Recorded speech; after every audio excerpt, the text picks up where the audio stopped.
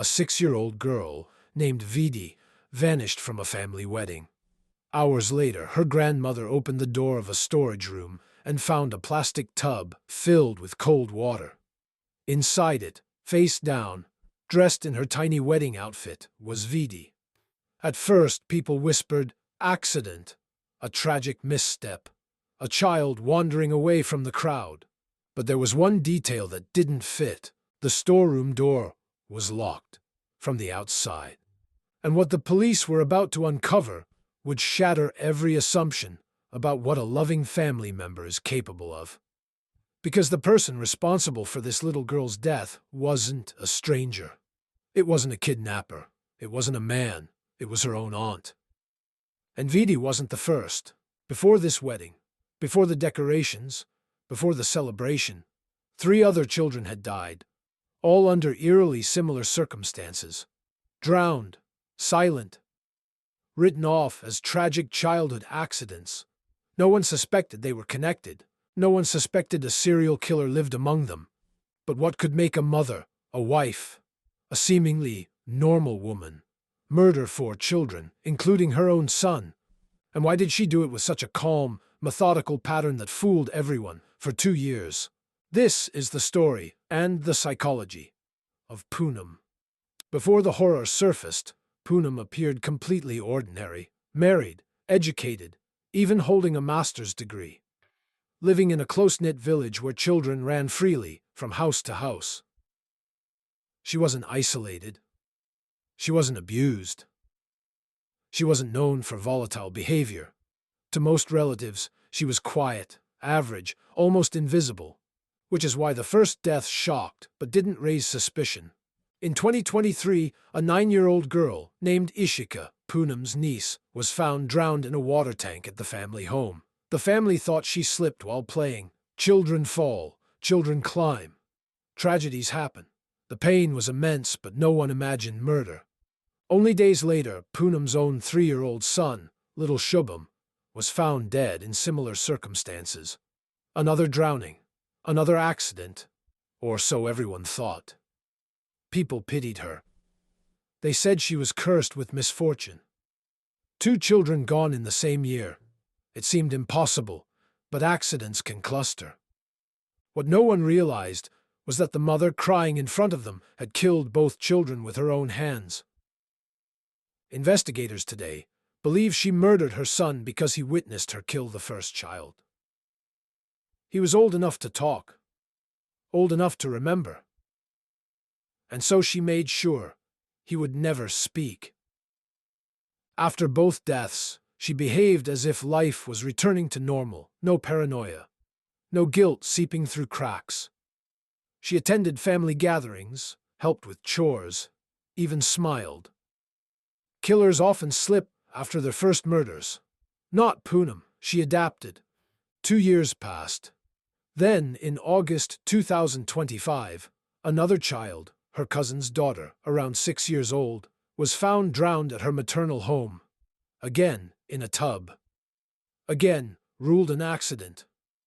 3 dead children, 3 drownings, 3 incidents surrounding Poonam. And still, no one suspected her. With the benefit of hindsight, investigators say her pattern was chilling. She killed during family events, weddings, gatherings, festivals, moments where children roam freely and adults are distracted. She took the children to quiet corners, drowned them quickly, then returned as if nothing had happened.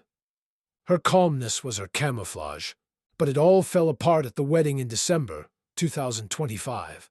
After Vidhi disappeared, security cameras were reviewed. Timelines were cross-checked. Poonam's movements didn't line up with what she claimed, and when confronted with mounting evidence, she confessed, not just to Vidhi's murder, but to all 4. The question then shifted from who did it to why. And the answer, according to police, is one of the most disturbing motives ever recorded in an Indian criminal case. Jealousy. Not jealousy of money. Not jealousy of social status. Jealousy of beauty. Poonam told investigators she targeted children she believed were more beautiful than her own, more admired, more praised by relatives. She felt compared. She felt diminished. She fixated on comments made by family members praising other children's looks, small, casual remarks that grew into obsessive resentment. Beauty, something innocent children cannot control, became a threat, and her response was annihilation. Psychologists studying the case have pointed out several possible fractures in her mind. First, a pathological beauty complex. Jealousy exists in all humans, but in rare cases, it becomes delusional, a lens through which every interaction feels like a personal insult. When someone sees a child's face and interprets it as humiliation, that's not normal envy, that's obsession. Second, traits of psychopathy. Not the Hollywood kind with dramatic outbursts, the quiet, controlled type. Poonam showed no remorse. She was able to kill, stage accident scenes, rejoin the celebrations, laugh, eat, socialize. After her son's death, which she caused, she behaved like any grieving mother, convincing everyone of her innocence. This capacity to imitate emotion while lacking it internally is a hallmark of psychopathic behavior.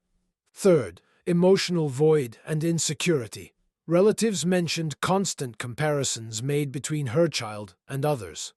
Everyone in extended families has experienced this, the comparison of grades, weight, beauty, behavior. But for someone already fragile, these comments can metastasize into a deep inferiority complex.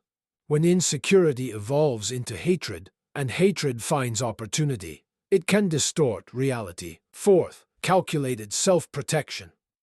The decision to kill her own son to cover up the first murder indicates self-preservation, overriding maternal instinct. This is an extreme form of moral collapse, one where the concept of family, love, or innocence no longer acts as a barrier. People often imagine female killers as driven by grief, mental illness, or trauma. But Poonam's case is different. It's cold, it's strategic, it's controlled. It's jealousy sharpened into violence.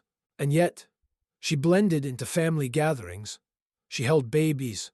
She braided little girls' hair. She smiled in photos. The mask never slipped. Which raises a chilling question. How well do we really know the people we trust with our children? After her confession, families shattered. Parents replay the past, wondering if they missed signs. They blame themselves. They ache with guilt. They wake up at night imagining alternate timelines where someone noticed something, anything, before she struck again. But the truth is, Poonam hid behind the safest disguise in human society, a familiar face. The tragedy of this case is not only that innocent children were killed, but that their killer stood beside their grieving parents, offering comfort. In the end, 4 young lives were extinguished by someone who should have protected them. A mother, a relative, a woman whose fractured mind turned insecurity into an executioner. So now the question is for you, for the audience who studies human behavior, motives, and the shadows in the human psyche. What do you believe drives someone to see a child's beauty as a threat? Is it pure narcissism? Is it insecurity? Or is it something much darker?